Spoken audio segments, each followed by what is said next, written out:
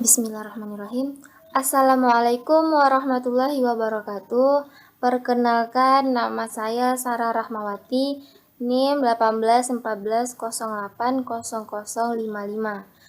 Saya berasal dari jurusan Tadris IPA Fisika B18 di kampus UIN Imam Bonjol Padang. Baik, saya di sini ingin mempresentasikan jurnal saya. Tetapi sebelum saya memulainya, saya ingin mengucapkan banyak-banyak terima kasih kepada dosen pembimbing saya selama 1 semester ini yang telah membimbing kami dalam mata kuliah IPBA, yaitu Ibu Raudatul Jannah. Baik, selanjutnya saya lanjutkan saja dengan memulainya, yaitu judul dari jurnal saya yaitu tentang Aistar Cahaya, yaitu mengkarakterisasi astronomi pendidikan penelitian disertai dalam Aistar basis data.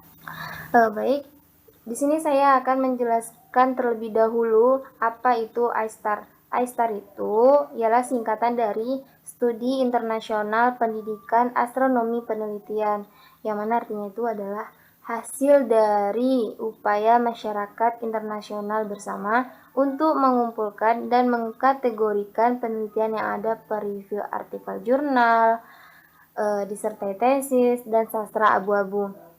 Dan dalam sebuah survei cahaya pertama ini lebih dari 300 disertai Amerika Syarikat. Dan kita menemukan 4 survei. Dan survei pertama itu ialah bekerja tanggal air dikembalikan ke tahun 1923. Dan survei yang kedua yaitu adalah jumlah disertasi yang masih ada jauh lebih besar dari yang diantisipasi. Dan survei yang ketiga, metode penelitian definisi telah berkembang. Dan survei yang keempat, kebanyakan bekerja telah mempelajari pengetahuan yang luas peserta daripada target belajar tertentu. Dan luasnya itu mengejutkan, macam penelitian memotivasi jarang dikutip untuk mengumpulkan lebih banyak air di seluruh sumber internasional dan lintas disiplin. Selanjutnya yaitu tentang progres dalam pendidikan astronomi penelitian. Sebelum ini itu disebut hanya sebagai AR, yang tulisannya itu dalam huruf besar A, E, dan R, yang mengharuskan kita pertama memahami ruang lingkup apa yang diketahui tentang pengajaran dan pembelajaran astronomi konten di seluruh pengamatan yang beragam dan apa yang tidak. Tetapi sayangnya, air itu adalah disiplin yang luas ilmiah, di mana ada lanskap yang sangat sulit untuk secara komprehensif memahami. Berbeda dengan bidang astronomi tradisional, di mana penelitian itu dilakukan hampir secara eksklusif oleh individu yang memegang identitas eksklusif yang biasa disebut dengan astronom profesional. Dan air ini dilakukan oleh individu yang mewakili berbagai pengaturan akademik dan afiliasi, termasuk astronom profesional, peneliti pendidikan astronomi, planetarium operator, ilmuwan kognitif, psikolog, antropolog, pendidik sains, peneliti ilmu pendidikan, pendidik guru, dan pembuat kebijakan, pendidik museum, pengembang kurikulum, penggemar penjangkauan, dan bahkan penerbit, yaitu Slater, Heyer, dan Bailey pada tahun 2015. Baik, selanjutnya saya akan menjelaskan latar belakang dan konteks dari Aistar Review ini. Sebelum membangun Aistar Review ini dilakukan tinjauan literatur yang ada di AR. Tujuannya itu adalah untuk menentukan sejauh mana ulasan ini termasuk karya-karya yang sama, dan sejauh mana karya-karya yang dikutip dengan mudah diakses secara online dan melalui perpustakaan lembaga penelitian.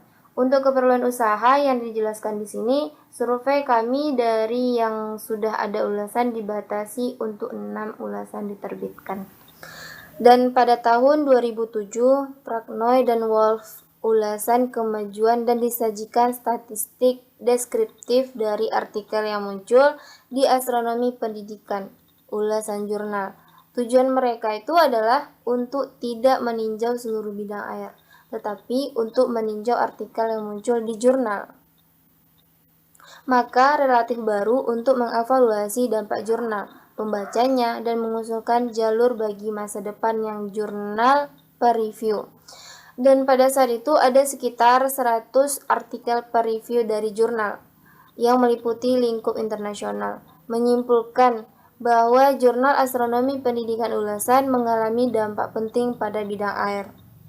Penulis menyoroti frekuensi artikel dari lembaga tertentu dan dibagi artikel jurnal dan tema termasuk mengajar astronomi untuk K12, penggunaan teknologi dalam astronomi pendidikan, pendekatan publik dan pendidikan sarjana dan pasca sarjana tingkat.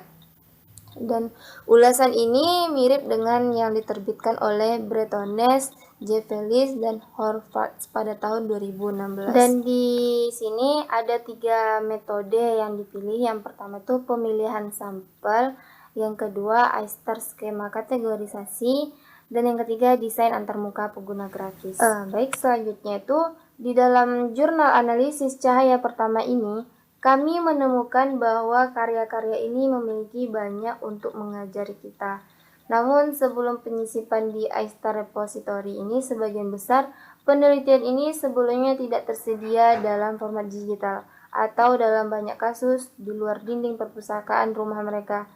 Dan kita hanya bisa bertanya-tanya, berapa banyak karya yang sudah ada lebih berguna tersembunyi di rak-rak perpustakaan di seluruh planet atau halaman jurnal kita. Dan jika sampel ini mencerminkan masalah yang lebih besar dari penelitian yang tersebar, yaitu artinya adalah aman untuk menyatakan bahwa jumlah karya tersembunyi ini cukup besar. Baik, mungkin sekian yang hanya dapat saya jelaskan dari jurnal ISTAR Cahaya Pertama ini. Sebelumnya saya ingin mengucapkan banyak-banyak terima kasih bagi yang telah menonton video saya ini dari awal sampai akhir. Semoga video ini sangat bermanfaat bagi saya dan pada teman-teman lainnya. Kurang dan salah saya mohon maaf. Saya sudahi. Wabillahi taufik wal hidayah. Wassalamualaikum warahmatullahi wabarakatuh. Bye-bye.